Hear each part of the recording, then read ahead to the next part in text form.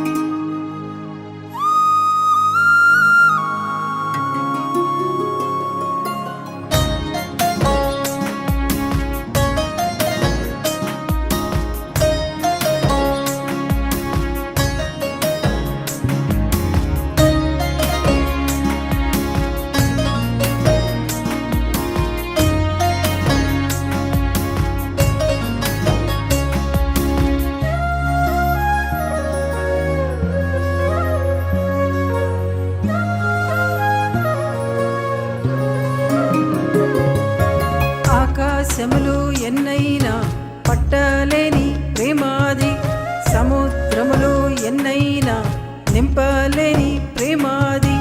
ఆకాశములు ఎన్నైనా పట్టలేని ప్రేమాది, సముద్రములు ఎన్నైనా నింపలేని ప్రేమాది.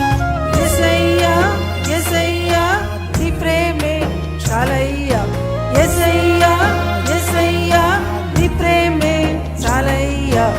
ఆకాశములు ఎన్నైనా పట్టలేని ప్రేమాది, సముద్రములో ఎన్నైనా నింపలేని ప్రేమాది.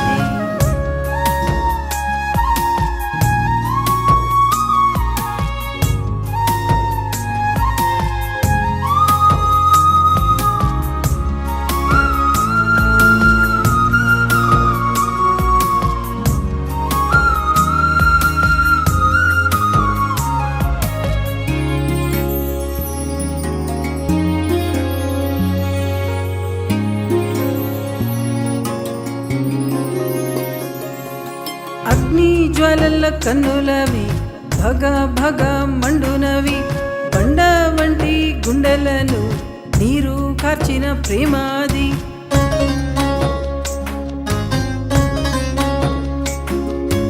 అగ్ని జ్వాలల కన్నులవి భగ భగ మండునవి, బండ వంటి గుండెలను నీరు కార్చిన ప్రేమాది. ఆరని మారని ప్రేమాది, నన్నే మార్చిన ప్రేమాది. ఆరని మారని ప్రేమాది, నన్నే మార్చిన ప్రేమాది. యేసయ్యా యేసయ్యా నీ ప్రేమే చాలయ్యా, యేసయ్యా యేసయ్యా నీ ప్రేమే చాలయ్యా. ఆకాశములు ఎన్నైనా పట్టలేని ప్రేమాది, సముద్రములు ఎన్నైనా నింపలేని ప్రేమాది.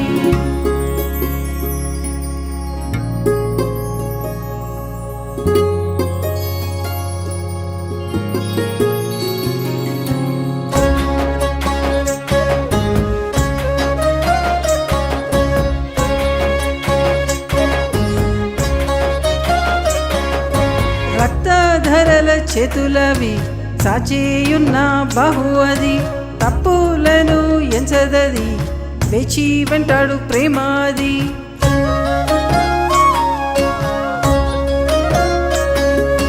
రక్తధరల చేతులవి సాచేయున్న బాహు అది, తప్పులను ఎంచదది వేచి వెంటాడు ప్రేమాది. రొమ్మున దాచిన ప్రేమాది, నన్నే దోచిన ప్రేమాది. రొమ్మున దాచిన ప్రేమాది, నన్నే దోచిన ప్రేమాది. యేసయ్యా యేసయ్యా నీ ప్రేమే చాలయ్యా, యేసయ్యా యేసయ్యా నీ ప్రేమే చాలయ్యా. ఆకాశములు ఎన్నైనా పట్టలేని ప్రేమాది, సముద్రములు ఎన్నైనా నింపలేని ప్రేమాది.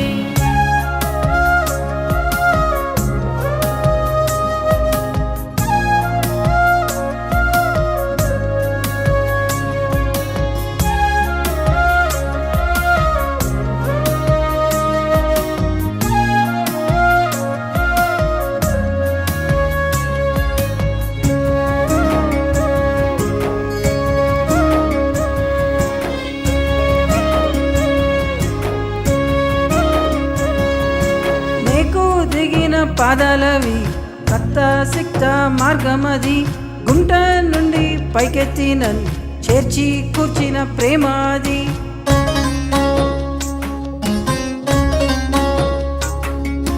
మేకు దిగిన పాదాలవి రక్త సిక్త మార్గమది గుంట నుండి పైకెత్తి నన్ను చేర్చి కూర్చిన ప్రేమాది పరిగెత్తి వచ్చిన ప్రేమాది పగ్గాలే లేని ప్రేమాది పరిగెత్తి వచ్చిన ప్రేమాది పగ్గాలే లేని ప్రేమాది యేసయ్యా యేసయ్యా నీ ప్రేమే చాలయ్యా యేసయ్యా యేసయ్యా నీ ప్రేమే చాలయ్యా ఆకాశములు ఎన్నైనా పట్టలేని ప్రేమాది సముద్రములు ఎన్నైనా నింపలేని ప్రేమాది ఆకాశములు ఎన్నైనా పట్టలేని ప్రేమాది సముద్రములు ఎన్నైనా నింపలేని ప్రేమాది యేసయ్యా యేసయ్యా నీ ప్రేమే చాలయ్యా యేసయ్యా యేసయ్యా నీ ప్రేమే చాలయ్యా యేసయ్యా యేసయ్యా నీ ప్రేమే చాలయ్యా యేసయ్యా యేసయ్యా నీ ప్రేమే చాలయ్యా ఆకాశములు ఎన్నైనా పట్టలేని ప్రేమాది సముద్రములు ఎన్నైనా నింపలేని ప్రేమాది. నీ జీవితాన్ని యేసు ప్రభు చేతుల్లో పెట్టినప్పుడు యేసు ప్రభు ఆ రొట్టెల్ని ఏ విధంగా విరిచి అనేక మందికి పంచి ఇచ్చాడో నీ జీవితాన్ని ఆయన విరుస్తాడు. కొటేషన్స్ లో ఇన్ కోర్స్ ఐఎమ్ టెల్లింగ్, నీ జీవితాన్ని ఆయన బ్రేక్ చేస్తాడు. బ్రేక్ చేయడం అంటే నువ్వు పనికి రాకుండా పోయేటట్లు చేయడం కాదు. వాస్తవానికి అంతకు ముందు ఉండేదానికంటే ఎక్కువ సామర్థ్యం కలిగినటువంటి ఒక దేవునికి ఉపయోగపడేటటువంటి అద్భుతమైనటువంటి పనిముట్టుగా దేవుడు నిన్ను మారుస్తాడు. ఆ చిన్నవాడి మూటలో 5 రొట్టెలు ఎవరికి పంచబడకుండా అక్కడనే ఉన్నంత వరకు 5 రొట్టెలుగానే మిగిలిపోయినాయి. ఆ చిన్నవాడు పూర్ణ హృదయంతో యేసు ప్రభుకి వాటిలన్నిటినీ సమర్పించినప్పుడు వాటి విషయమై ఆయన కృతజ్ఞతాస్తుతులు చెల్లించి వాటిని విరిచి ఆయన ఏం చేశాడంటే కొన్ని వేల మంది జన సమూహాలకి ఆ ఆహారాన్ని పంచి ఇచ్చాడు. ఆ చిన్నవాడి హృదయంలో ఎంత తృప్తి ఉండాలో ఒకసారి ఆలోచించండి. నా రొట్టెలు, మా అమ్మ నాకు చేసి ఇచ్చినటువంటి రొట్టెలు ఇంతమందికి ఆహారంగా మారాయి. యేసు ప్రభుకి ఘనత, తండ్రి అయినటువంటి దేవునికి ఘనత. ఈ విధంగా దేవుడు మార్చేసాడండి. సో మొదటి పాయింట్కి మళ్ళీ వస్తాం. ఏంటది? ఫిలిప్పు ఏమన్నాడంటే సమస్య చాలా పెద్దయ్యా అన్నాడు, చాలా పెద్దదయ్యా అన్నాడు.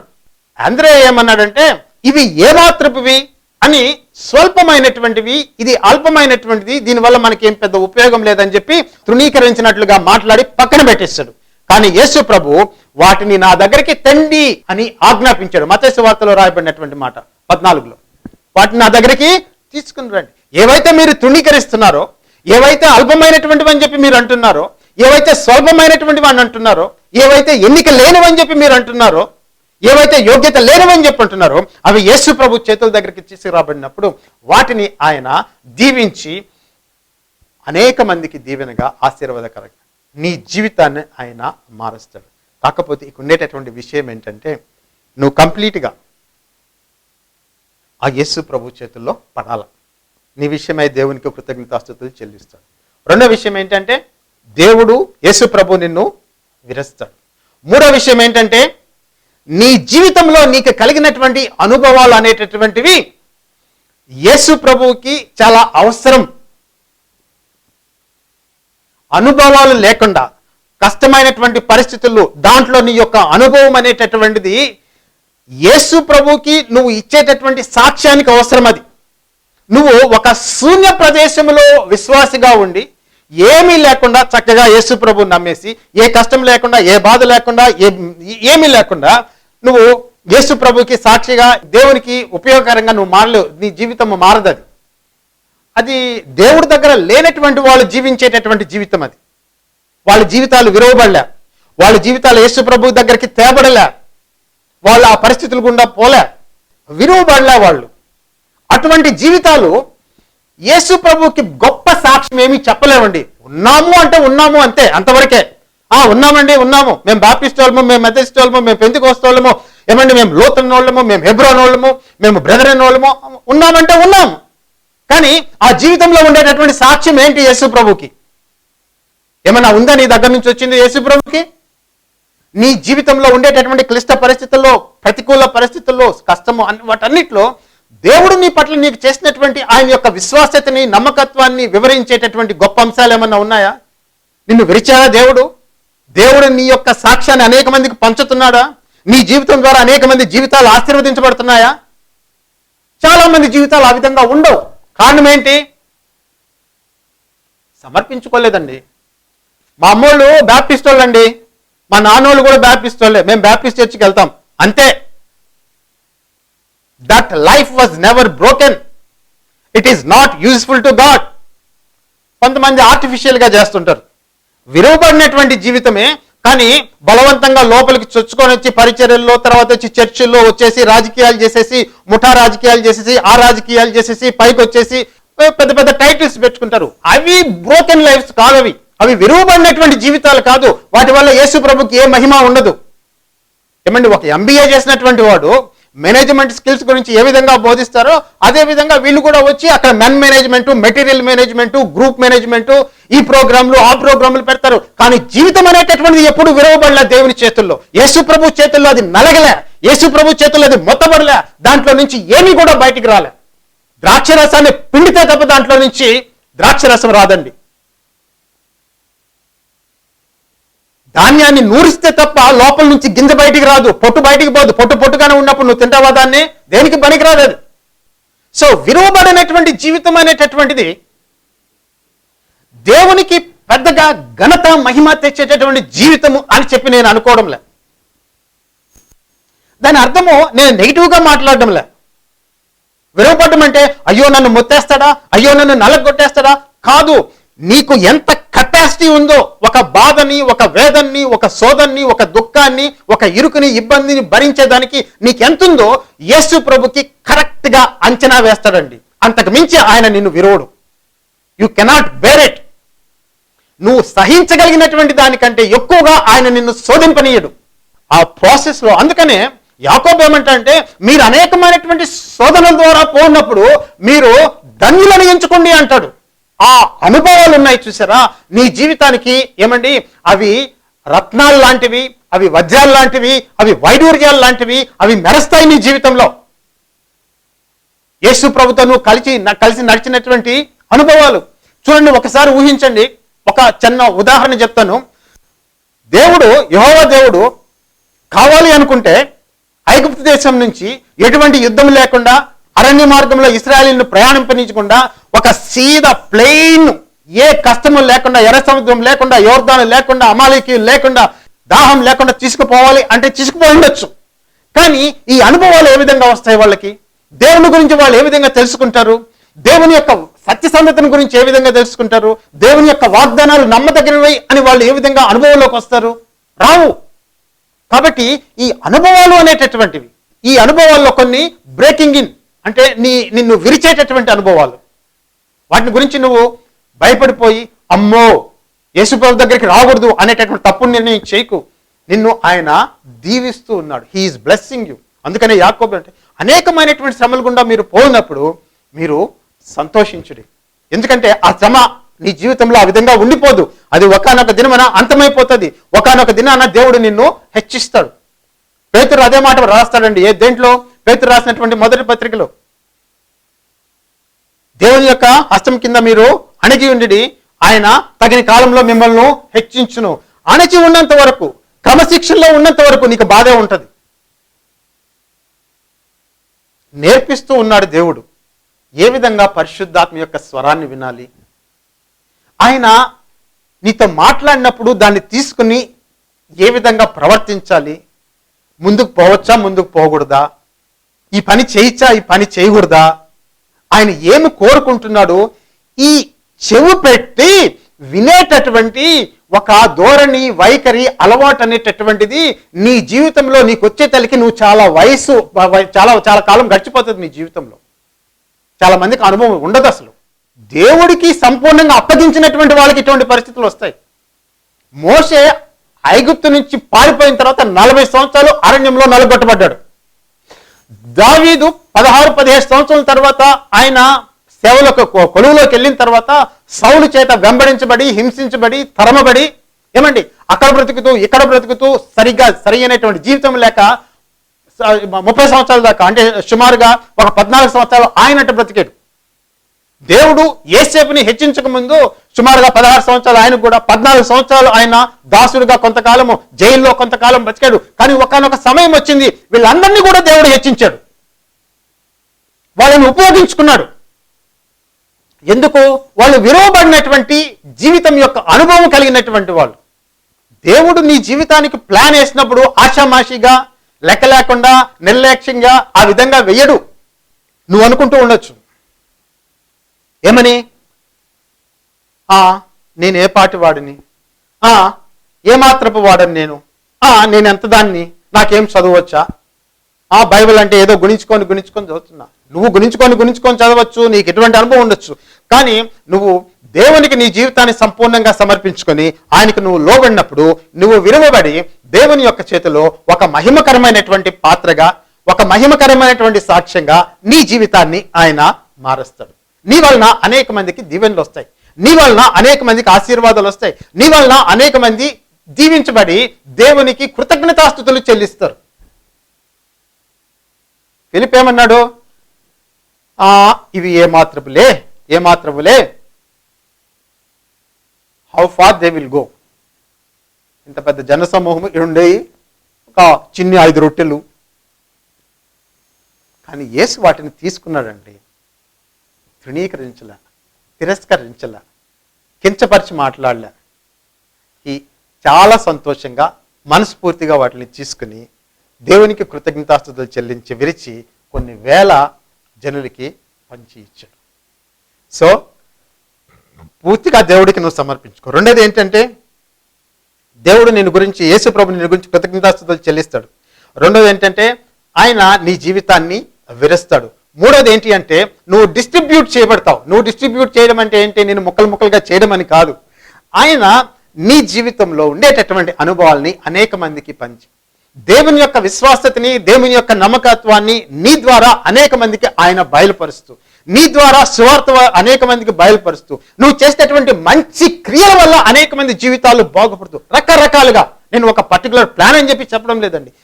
నిన్ను నువ్వు దేవుడికి సమర్పించుకున్నప్పుడు ఆయనకు తోచినటువంటి రీతిలో ఆయన నిన్ను డిస్ట్రిబ్యూట్ చేస్తాడు, విరిచి పంచి ఇస్తాడు. నిన్ను నీ జీవితాన్ని ఆయన ఏం చేస్తాడంటే ఇతరుల జీవితాలకి పంచుతాడు. You become a bread, you will become a bread piece. ఒక రొట్టె ముక్కగా నువ్వు తయారవుతావు. ఆ విలువబడినటువంటి అనుభవము క్రైస్తవ జీవితంలో అత్యంత విలువైనటువంటిది. ఆ విలువబడేటటువంటి సమయంలో, విలువబడేటప్పుడు క్రీస్తు యొక్క లక్షణాలని నువ్వు అలవర్చుకుంటావు. ఆయన యొక్క సాత్వికాన్ని, ఆయన యొక్క తగ్గింపును, దీనత్వాన్ని, ఇవన్నీ కూడా ఆయనలో ఉండేటటువంటి అవన్నీ కూడా నీకు అమర్చబడి దేవుని యొక్క కుటుంబ సభ్యులలో ఒక కుటుంబ సభ్యుడిగా నువ్వు మార్చబడతావు. ఆ ఫ్యామిలీ రిజెంబ్లెన్స్ అనేటటువంటివి నీ దగ్గర ఉంటాయి. ఫ్యామిలీ రిజెంబ్లెన్స్ అంటే ఏంటి అర్థము? దేవుని యొక్క కుటుంబం ఉంది కదా, యేసు ప్రభులో దేవుడు కడుతున్నటువంటి కుటుంబం ఒకటి ఉంది, గాడ్స్ ఫ్యామిలీ అనేటటువంటి ఉంది. ఆ దేవుని యొక్క కుటుంబంలో ఎవరి పోలికలు ఉంటాయి? దేవుని యొక్క పోలికలు ఉంటాయి. దేవుని యొక్క పోలికలు సంపూర్ణంగా ఎవరిలో ఉన్నాయి? యేసు ప్రభులో ఉన్నాయి.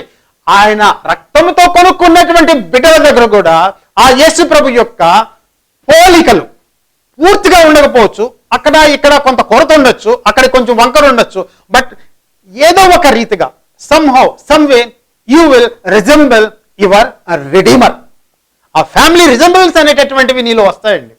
ఆ ఫ్యామిలీ రిజెంబులెన్స్ లో ఒక అత్యంత ముఖ్యమైనటువంటిది, కీలకమైనటువంటి దేవుడు నచ్చేటటువంటిది ఏంటో తెలుసా అండి?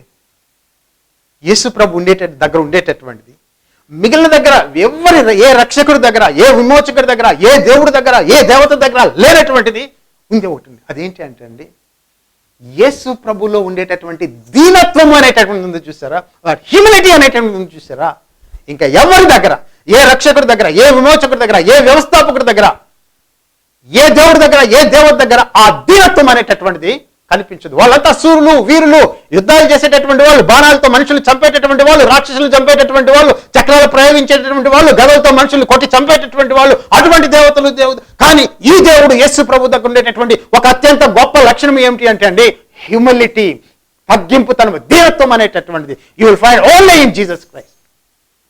ఇంకెవరి దగ్గర ఉండదు అది.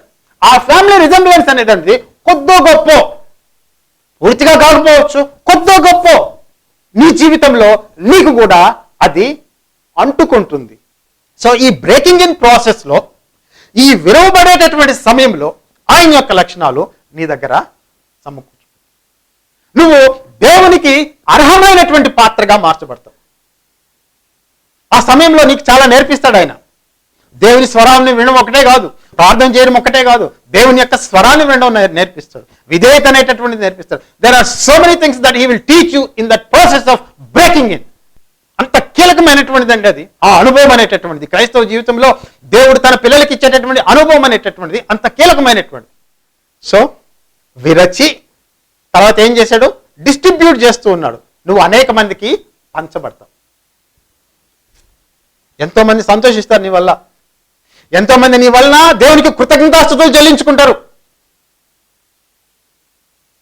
అట్లా కాకుండా నీ జీవితాన్ని నీ దగ్గరే అట్టు పెట్టేసుకొని, నా ప్రాపర్టీ, నా ఇల్లు, నా కుటుంబము, నా వంశము, నా కులము, మా బంధువులు అని చెప్పి లిమిటెడ్గా అక్కడి వరకు మాత్రమే నువ్వు బ్రతుకుతూ ఉన్నావు అనుకో, నువ్వు దేవుడికి సంపూర్ణంగా సమర్పించుకోలేదనుకో, ఆ విధంగానే నువ్వు మిగిలిపోతావు. చనిపోతే మహా అంటే ఒక క్రైస్తవుడుగాను నువ్వు చనిపోతావు. బట్ నీ జీవితం వల్ల దేవుడికి ఎటువంటి మహిమ లేదు. విలువబడినటువంటి జీవితం వల్ల దేవుడికి ఎటువంటి మహిమ కలగదండి. మోషే విలువబడ్డాడు, దావీదు విలువబడ్డాడు, యేసేపు విలువబడ్డాడు, రూతు విలువబడింది. రూతు టోటలీ బ్రోకెన్ అండి. ఏ సపోర్ట్ లేదు ఫ్యామిలీలో, భర్త లేడు, పోషించేటటువంటి పురుషుడు ఎవడు లేడు, అత్త చూస్తే చాలా దీనకరమైన, టోటలీ బ్రోకెన్. అటువంటి స్థితిలో ఆమె యెహోవాను నమ్ముకున్నది, ఆమె విలువబడింది. నీ సెల్ఫ్ పర్సెప్షన్ అనేటటువంటిది ఇష్యూ కాదు ఇక్కడ. దేవుడు నిన్ను ఏ విధంగా చూస్తున్నాడు అనేటటువంటిది. యేసు ఆ రొట్టెల్ని తీసుకుని కృతజ్ఞతాస్తుతులు చెల్లించాడు, as if they are such a great quantity of bread అన్నట్టు. తీరా చూస్తే 5 రొట్టెలు ఉన్నాయి, కానీ 5 రొట్టెల యొక్క ముగింపు ఏ విధంగా ఉందో యేసు ప్రభు చూస్తూ ఉన్నాడండి. 5 రొట్టెల చేతిలో ప్రస్తుతానికి చూస్తూ ఉన్నారు జనాలంతా, కానీ యేసు ప్రభు దాని యొక్క ముగింపును కూడా చూస్తూ ఉన్నాడు. కొన్ని వేల మంది ఆహారం తిని తృప్తిపరచబడ్డాం, 12 గంపలు మిగిలిపోవడం ఆయన చూస్తూ ఉన్నాడు. నువ్వు కూడా నీ జీవితాన్ని యేసు ప్రభుకి సమర్పించుకున్నప్పుడు ఆయన కేవలము నిన్ను ఉన్నటువంటి వాడుగా మాత్రమే చూడడు. నీ జీవితము చిట్ట చివరన ఎంతమందికి ఉపయోగపడింది, దీవెనకరంగా మారింది, ఆశీర్వాదకరంగా మారింది, ఎంతమంది దేవుని యొక్క రాజ్యంలో నీ వల్ల ఎంతమంది బాగుపడ్డారు, అనేకమైనటువంటి దేవుడు చూస్తాడు. But you must surrender completely and totally without any reservation. ఇచ్చేయాలి, నీ దగ్గర ఉండేటట్టు మొత్తం ఇచ్చేసేయాలి దేవుడికి. నీ హార్ట్ అంతా ఇచ్చేయమని చెప్తున్నా. నీ అలవాట్లు ఇచ్చేసేయాల, నీ తలంపులు ఇచ్చేసేయాల, నీ ధోరణి ఇచ్చేసేయాల, నీ మాటలు ఇచ్చేసేయాల, నీ సంభాషణ ఇచ్చేసేయాల, మొత్తం ఎవ్రీథింగ్. నీ కుటుంబం దగ్గర నుంచి నువ్వేమైతే సంపాదించుకున్నావో అనువంశికంగా కాకపోతే వంశపారపర్యంగా అవన్నీ కూడా పోతాయండి యేసు ప్రభు చేతుల్లో పడినప్పుడు. ఈ విల్ చేంజ్ ఇట్ టోటల్లీ. దేవుడికి మహిమ ఘనత. కాబట్టి నిన్ను నువ్వు చూసుకొని, అయ్యో నేను ఏ పాటి దానను, లేదంటే నేను ఏ మాత్రపు వాడును, నాకు అది లేదు, నాకు ఇది లేదు, నాకు బలం లేదు, నాకు తెలివి లేదు, నాకు జ్ఞానం లేదు, నాకు అనుభవం లేదు, మిగిలినటువంటి వాళ్ళందరికీ చాలా డబ్బులు ఉన్నాయి, నా దగ్గర డబ్బులు లేవు, వాళ్ళంతా పెద్ద పెద్ద కుటుంబాల్లో పుట్టారు, నాకేమీ లేదు, మా ఏమీ అవసరం లేదండి. ఏ సపోర్ట్ చూసుకొని యేసేపు ఐగుప్తు యొక్క ప్రధానమంత్రి అయ్యాడో మీరు చెప్పండి. నేను ఒక ప్రశ్న అడుగుతాను మిమ్మల్ని. కాస్ట్ కనెక్షనా, రిలీజియస్ కనెక్షనా, రీజనల్ కనెక్షనా, రేస్ కనెక్షనా, దేనితో ఆయన ఐగుప్తు దేశం యొక్క ప్రధానమంత్రి? ఏమీ లేవు ఆయన దగ్గర.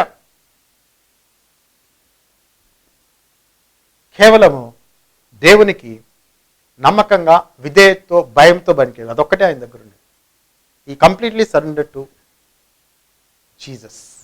బిడ్డ, ఈ దినమున యేసు నీతో మాట్లాడుతూ ఉన్నాడు. నీ పరిస్థితి ఏంటో నాకు తెలియదు, నువ్వు ఎంతగా కృంగిపోయినావో నాకు తెలియదు, ఎంత దిగులుగా హృదయంలో ఆలోచించుకుంటున్నావో నాకు తెలియదు, ఏమని నువ్వు తలపోస్తూ ఉన్నావో, ఆత్మహత్య చేసుకోవాలనుకుంటున్నావేమో నాకు తెలియదు, ఎందుకు ఈ జీవితం వృధా అని చెప్పి డిప్రెషన్లోకి వెళ్ళిపోయావో నాకు తెలియదు.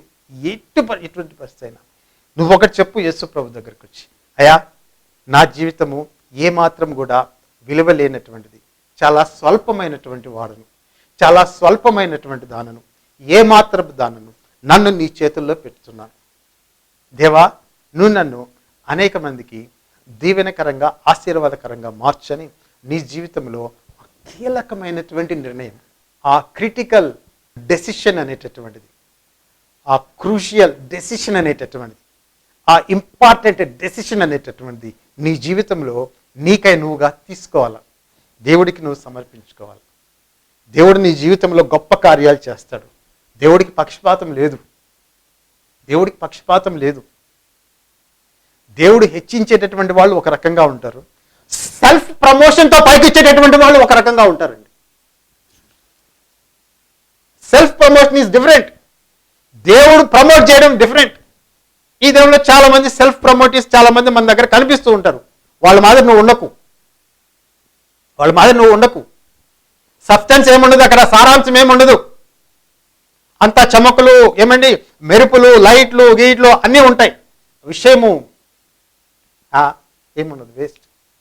నువ్వు మాత్రము నమ్మకంగా చిత్తశుద్ధితో యేసు ప్రభుకి నీ జీవితాన్ని సమర్పించుకుని విధేయతతో ఆయనతో కొనసాగు. ఏ పరిస్థితుల్లో అయినా విడిచిపెట్టకు, తొలగిపోకు, వదిలిపెట్టాడు అని అనుకోకు. ఆయన ఎవరిని విడిచిపెట్టాడు, వదిలిపెట్టాడు, త్రోసివేయడు, పట్టుకో. దేవుడు నీ జీవితాన్ని విస్తారంగా ఆశీర్వదించి అనేక మందికి దీవెనకరంగా, అనేక మందికి ఆశీర్వాదంగా మార్చి నిన్ను పంచి ఇస్తాడు. దేవుడు నిన్ను దీవించునుగాక. యేసు నామములో ఆమేన్. పరిశుద్ధుడైన మా తండ్రి, సర్వశక్తి కలిగిన తండ్రి యెహోవా దేవా, అయా నీ బిడ్డలు నీ వాక్యం విని హృదయంలో ప్రభా నీ దగ్గరకు వచ్చి తమను తాము సమర్పించుకున్నటువంటి ప్రతి కుమారుణ్ణి, ప్రతి కుమార్తెను, మానసికంగా కృంగిపోయినటువంటి బిడ్డలు నాయన తమను తాము చాలా అల్పమైనటువంటి వారిగాను, చాలా ఎన్నిక లేనటువంటి వారుగాను, యోగ్యత లేనటువంటి వారుగాను, ఏ అర్హత ఎటువంటి నాయన వనరులు లేనటువంటి వారుగాను, ఈ లోకంలో దేనికి పనికిరానటువంటి జీవితం మాది అని అనుకునేటటువంటి అటువంటి బిడ్డలు ఈ సమయంలో నీ దగ్గరకు వచ్చి ప్రార్థన చేయొచ్చుండగా వారి మీద నీ హస్తమును వేసి దేవా వారి జీవితం నీ స్వాధీనంలోనికి తీసుకొని, దేవా వారి పరిస్థితులను స్వాధీనంలోకి తీసుకుని ఆ దినమున ఆ చిన్నవాడి యొక్క నాయన భోజనమును కొన్ని వేల మందికి పంచి ఇచ్చినటువంటి దేవా, ఈ దినమున ఈ సమయంలో ప్రభువా నీ సన్నిధిలో ఆ నిర్ణయం చేయించినటువంటి ప్రతి కుమారుడితోటి ప్రతి కుమార్తెతోటి నువ్వు ఉండి వారి జీవితాలని ప్రభువా నువ్వు విరిచి అనేక వేల మందికి పంచి ఇవ్వమని తండ్రి ద్వారా, కుమారుని ద్వారా దేవుని యొక్క తండ్రి అయినటువంటి దేవుని నామం మహింపరచబడినట్లు నాయన వారిని నీ చేతుల్లోకి తీసుకుని కృతజ్ఞతాస్తుతులు చెల్లించి వారిని బ్లెస్ చేసి ఆశీర్వదించి దీవించి అనేక మందికి దీవెనకరంగా చేయమని యేసు ప్రభు నామంలో నిన్ను అడిగి వేడుకొంచున్నాం తండ్రి. ఆమేన్.